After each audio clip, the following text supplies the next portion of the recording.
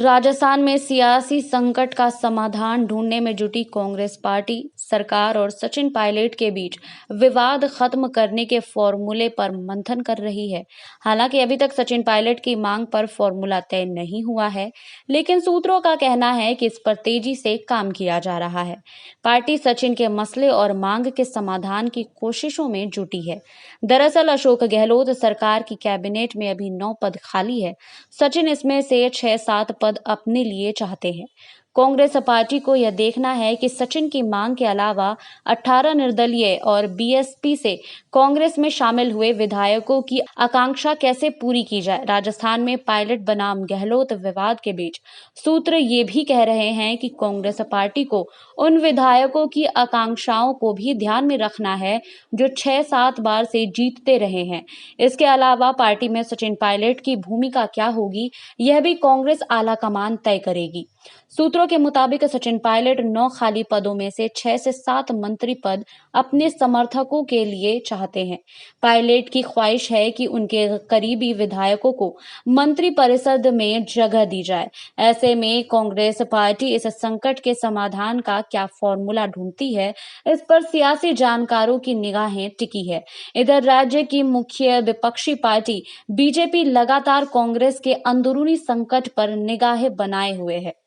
Party नेता सचिन पायलट और Rajasthan PCC अध्यक्ष गोविंद सिंह डोटासरा के दिल्ली दौरे पर लगातार टिप्पणी कर रहे हैं।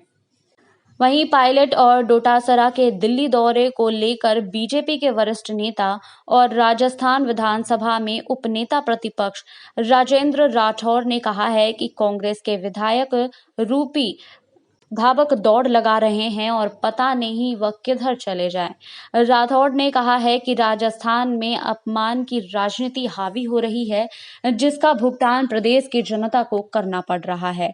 विकास ठप है और व्यवस्थाएं चरमरा गई है। वहीं आपको बता दें कि इससे पहले 10 महीने पुराने मुद्दे पर तत्काल एक्शन भी लिया जाएगा। सूत्रों से मिली जानकारी के लंबे समय से सुलह कमेटी के मुद्दे पर चुप्पी साधे बैठे पायलट अब इस विषय पर पार्टी नेतृत्व का ध्यान चाहते हैं। पायलट इस बात पर नाराजगी भी जाहिर कर चुके हैं कि 10 महीने बाद भी कमेटी की ओर से उनकी सुनवाई नहीं की गई। पायलट गुट की शिकायत है कि गहलोत राज में उनके साथ विपक्षी राज्य वर्ताव हो रहा है। कार्यकर्ताओं विधायकों की सुनी नहीं जा रही है, मंत्री मनमानी कर रहे हैं। उल्लेखनीय है कि पायलट और उनके समर्थक विधायकों की ओर से पिछले साल बगावती तेवर दिखाने के बाद प्रियंका गांधी के हस्तक्षेप के बाद सुलह हुई थी।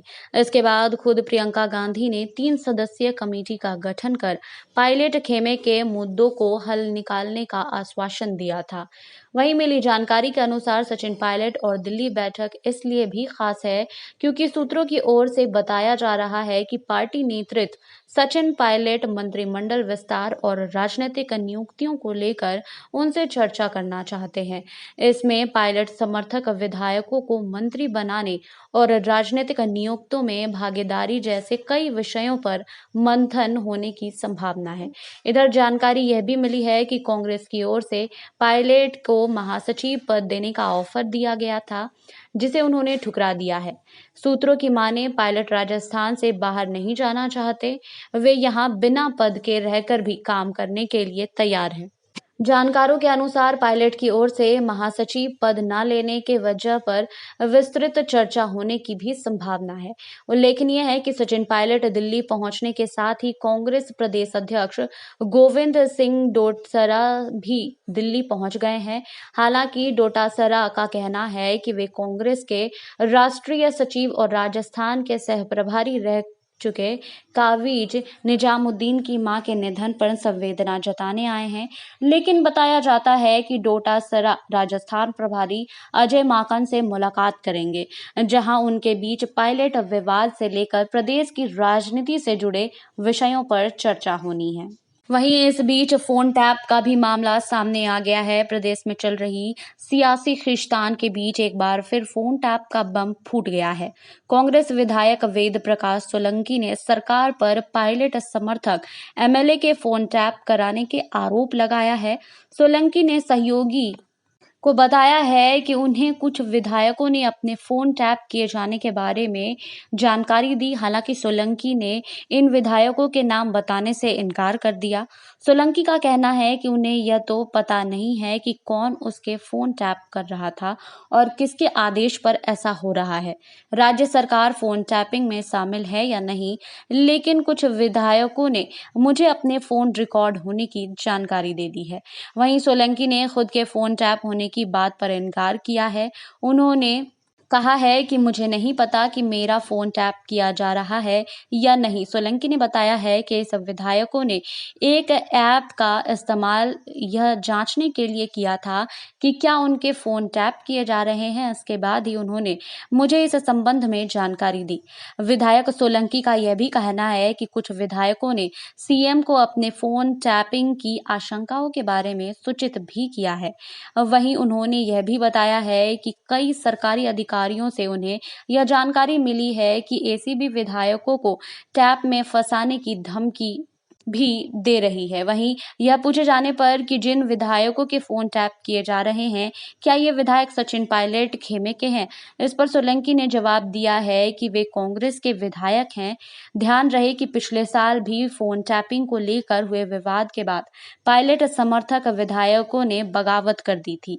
वहीं एक बार फिर पायलट समर्थक विधायक वेद प्रकाश सोलंकी की ओर से फोन टैप की बात सामने से प्रदेश की सियासी पारे में नया तूफान खड़ा हो गया है। इधर इस मामले पर प्रतिक्रिया देते हुए कांग्रेस के मुख्य सचेतक महेश जोशी ने भी बात रखी है। जोशी ने कहा है कि ये निराधार आरोप है। उन्होंने सोलंकी को आड़े हाथों लेते हुए कहा है कि एक विधायक जैसे जिम्मेदार व्यक्ति को सबूतों के आधार पर चीजों की पुष्टि करने के बाद सार्वजनिक बयान देना चाहिए।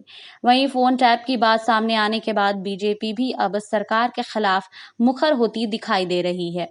बीजेपी के प्रदेश अध्यक्ष सतीश पुनिया ने इसे लेकर ट्वीट किया है। उन्होंने अपने ट्वीट में लिखा है कि आज फिर से कांग्रेस के एक विधायक कह रहे हैं कि कई विधायक कहते हैं कि उनके फोन टैप हो रहे हैं, जासूसी हो रही है। कांग्रेस बताएं कि ये विधायक कौन है।